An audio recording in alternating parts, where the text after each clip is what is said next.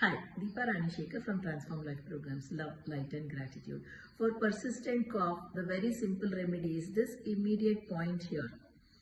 Just keep putting gentle pressure here. You can do it for 20 to 30 times or 2 to 3 minutes. You can do it once, twice, thrice, as early as you want your cough to go, or the more cough you have, that much. This line here, just here, just here. Just keep pressing it gently in a circular motion, This will ease your cough.